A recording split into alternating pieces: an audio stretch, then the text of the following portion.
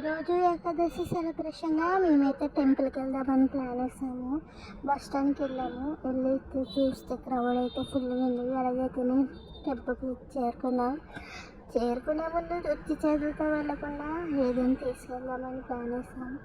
చీర, జాకెట్, పసుపు, కుంకుమ అని కొనుక్కొని మేమైతే గుండెకైతే వెళ్దామని అనుకున్నాం.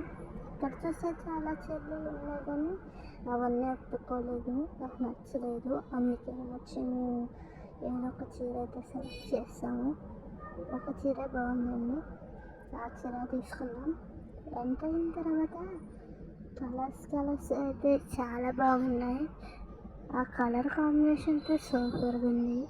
ఇంకా పూర్తిగా ఎంటర్ అయిపోయిన తర్వాత మనకి అవైలబుల్గా రూమ్స్ అయితే ఉన్నాయి. స్పెషల్ గెస్ట్కి రూమ్స్ అయితే ఉన్నాయి.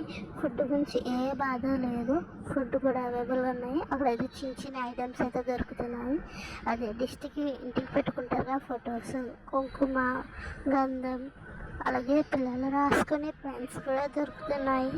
ఇదిగోండి, ఆడుకునే బొమ్మలు కూడా దొరుకుతున్నాయి. కీ చైన్స్ కూడా దొరికాయి. బేబీ కిచెన్, కెమెరా కిచెన్, అలాగే టీవీ పక్కన పెట్టుకుని డెకరేట్ కూడా దొరుకుతున్నాయి.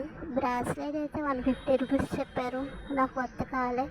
అక్కడ స్టాచ్యూస్ కూడా ఉన్నాయి, చిన్న బొమ్మలు కూడా ఉన్నాయి. అలా చూసేసిన తర్వాత నేనైతే కొంచెం ఎదురుకు వచ్చి ఇక్కడ అమ్మవారి మొహం కనబడటం లేదు కానీ విగ్రహం దగ్గరికి వెళ్ళి దర్శనం అయితే చేసేసుకున్నాను. ఫ్రంట్ నుంచి చూసే వ్యూ కన్నా బ్యాక్ నుంచి చూసే వ్యూ బాగుంది. సరే ఉంటాను, బాయ్. నచ్చితే కామెంట్ చేయండి, లైక్ చేయండి. బాయ్.